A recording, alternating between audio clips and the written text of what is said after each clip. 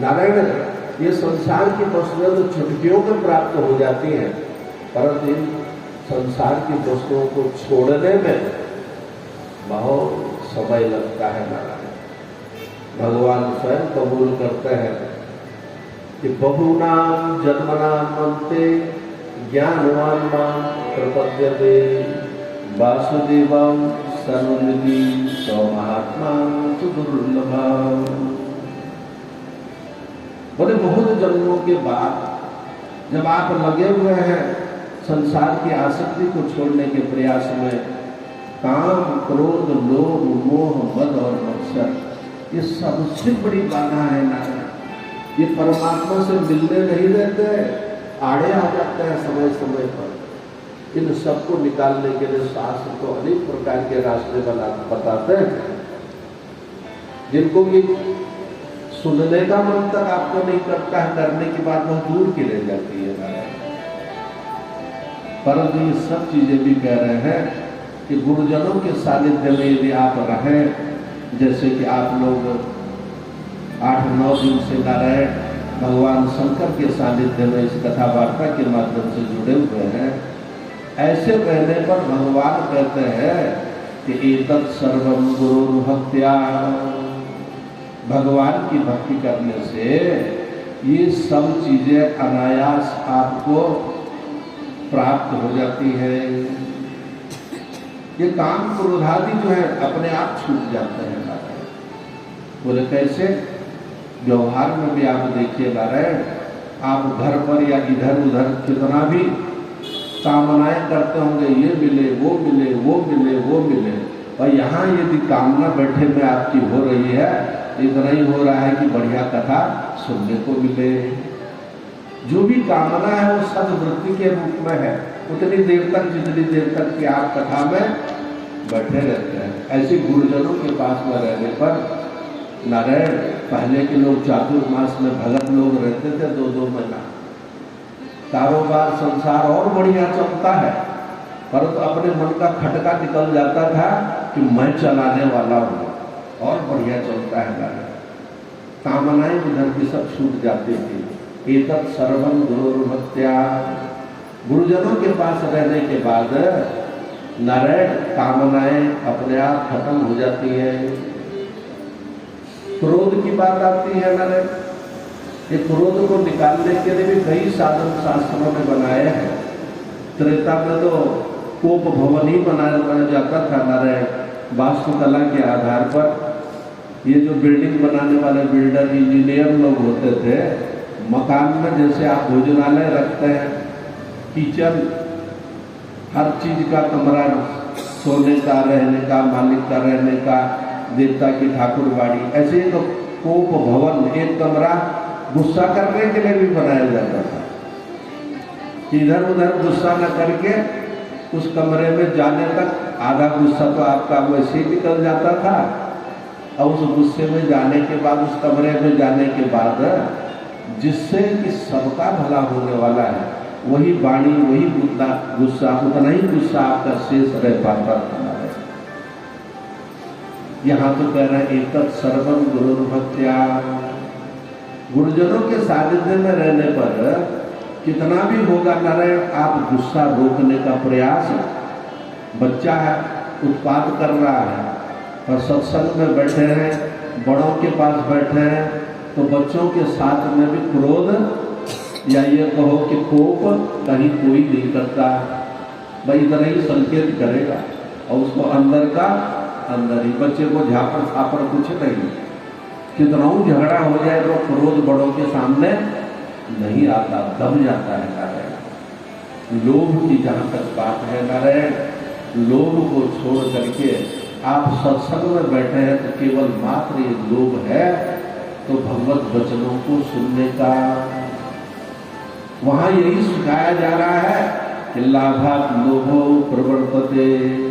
बेटा इस संसार में जितना भी तुझको मिलेगा या मिल रहा है, इससे तेरा कोई भला होने वाला नहीं है, प्यास तेरी और बढ़ने वाली है। ऐसे करके जो है जब महापुरुषों के पास में जाता है, देखता है कि दुनिया तो लुटाने में लगी हुई है, तो मुझे भी कुछ दान धर्म करने का। देखिए नारायण, लोभ को निकालने का एक ही साधन है, वो है दान। हमारे भगत लोग कहते हैं कि कथा वार्ता इत्यादि आपके माध्यम से जो हम लोग व्हाट्सएप इत्यादि पर देख लेते हैं, हमको भी दान देने का मन होता है। हम भी उतना तो नहीं कर सकते, परंतु करना शुरू कर दिया है। ये दान जो है ये लोभ वृत्ति को मारता है। इसकी शिक्षा भी आपको गुरुजनों के पास में ही मिल पाती है, अपने से बड़ों के पास में। नारायण, काम क्रोध लोभ मोह, ये जो संसार का मोह है नारायण, ये जो विपरीत दर्शन है आपका संसार में, सुख वहां है नहीं परंतु सुख मान रहे हैं। मोह विचित्ते धातु से मोह बना है। आंखों पर ऐसी पट्टी बंधी हुई है मोह की कि वो आपको सच्चा सुख देखने नहीं दे रही। मेरा बेटा सर्वगुण संपन्न और तेरा बेटा कबाड़ी, यही तो है मेरा और तेरा। अगर कोई बोल दे कि आपके बेटे ने आज ये किया, उससे ये भूल हो गई, हाँ मेरा बेटा बहुत बढ़िया, तेरा बेटा खराब है, मेरा बढ़िया। ये मेरा तेरा ये कैसे छूटता है नारायण? ये गुरुजनों के पास छूटता है। नारायण, इसको छोड़ने के लिए कह रहे हैं कि आपको अस्पताल का चक्कर लगाना चाहिए। ये मोह निकालने के लिए या तो शमशान भूमि पर आप जा पहुंचने में बहुत बाधक है। इसको निकालने के लिए कह रहे हैं कि अपने से बड़े को देखो। ये क्रोध और अभिमान हमेशा अपने से छोटे लोगों के ऊपर होता है। गुस्सा भी कब आता है, किस पर आता है? जिसको आपका मन, आपकी बुद्धि ये समझती है कि हमसे छोटा है, चाहे बल में हो, चाहे बुद्धि में हो, चाहे धन संपत्ति में हो, ऐसे पर गुस्सा आता है। अपने से बड़े पर गुस्सा करके देखो तो पता चलेगा। नारायण, ऐसे ही जो है ये अभिमान भी गरीब गुरुओं को देख के, छोटों को देख करके अपने में अभिमान आता है। और अपने से बड़ों को दिखा दीजिए, अभिमान समाप्त हो जाता है। समत्वम योग उच्यते। भगवान इसी समत्व की पटरी पर रहने के लिए अपनी इस कथा वार्ता के माध्यम से दरबार लगाए हुए हैं। नारायण, भगवान का जो ये समग्र स्वरूप है, इस समग्र स्वरूप के लिए अंग है जिनको आप पिंडी के रूप में, दृश्य के रूप में शंकर भगवान बोल रहे हैं, जटाजूटधारी, पार्वती जी बोल रहे हैं, गणेश जी बोल रहे हैं, कार्तिकेय जी बोल रहे हैं। अनेक देवता, 33 प्रकार के देवताओं में विभाजन किया आपने सनातन धर्मावलंबियों ने। नारायण, ये 33 प्रकार के देवता या 3 प्रकार के देवता, ये नारायण, इनका समग्र स्वरूप एक ही है, इसके अंग है। भगवान शास्त्रों के माध्यम से कह रहे हैं कि बुद्धिर गणेशो मम चक्षुरर्कहौ ममात्म शक्ति। बोले ये जो आत्मशक्ति है आपके अंदर, जिसके माध्यम से आप जगत का व्यवहार कर रहे हो नारायण, ये आत्मशक्ति कौन है? ये मां पार्वती है। ये पार्वती जो है भगवान शंकर से जुड़ने के लिए भगवान ने आपको ये शक्ति दे रखी है। बोले ये बुद्धि कौन है? बोले बुद्धि गणेशो। ये गणपति भगवान है, गण गण में रहने वाले। एक गणेश जी तो शिव और पार्वती के पुत्र के रूप में पैदा हुए हैं, और एक गणेश जी त्रिजुगी नारायण में, नारायण जहाँ शिव पार्वती का विवाह हुआ है वहां पहले से बैठे हुए थे। जब विवाह आज हो रहा है तो उन्होंने किस गणपति की पूजा की थी? यहाँ ड्योढ़ी ताल में भी एक गणेश जी है नारायण। गणेश जी का स्थान है जो कथा आप पुराणों में सुनते हैं, ये डुंडीराज का जो स्थान है, संगम चट्टी से लगभग 22 किलोमीटर ऊपर पड़ेगा। वहीं की कथा आती है ये आपको गणेश भगवान के जन्म वाली। उमा सुतम शोक विनाश कारकम नमामि विघ्नेश्वर पाद पंकजम। उन्हीं गणेश जी का आप ध्यान करते हैं, उन्हीं गणेश जी की आप वंदना करते हैं।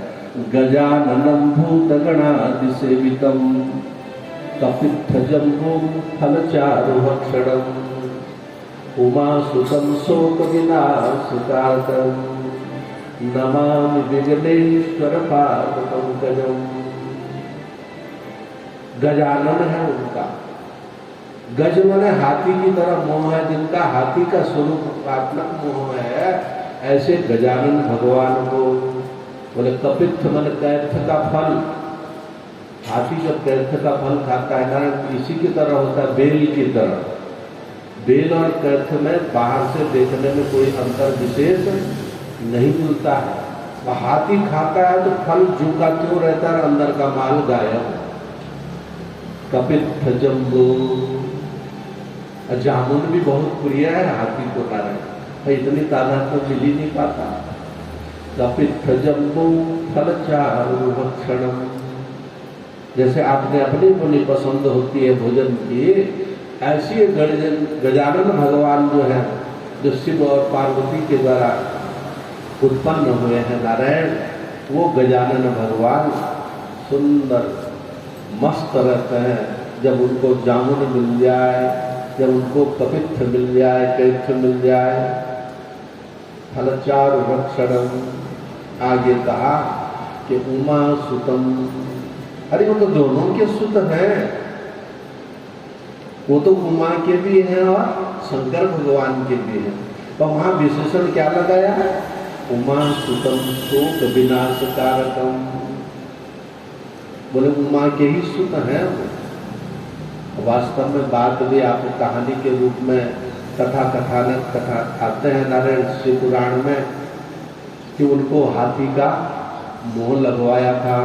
ड्यूटी ताल, 3 पहाड़ों के बीच में एक सुंदर गणेश जी का मंदिर भी है नारायण, वहाँ अब नया बना लिए हैं। काफ़ी साल हो गए हम लोग गए थे मंदिर की स्थापना में। तो नारायण वो पार्वती जी का स्नान का तालाब है, वहीं की कथा आती है ये पुराणों में, कि माँ पार्वती ने गणेश से कहा कि बेटा मेरे स्नान काल तक यहाँ कोई प्रवेश न कर पाओगे। भगवान शंकर स्वयं आ गए नारायण। अब गणेश जी को तो माँ की आज्ञा का पालन करना था। नारायण शिव जी को रोक दिए, शिव जी को क्रोध आ गया,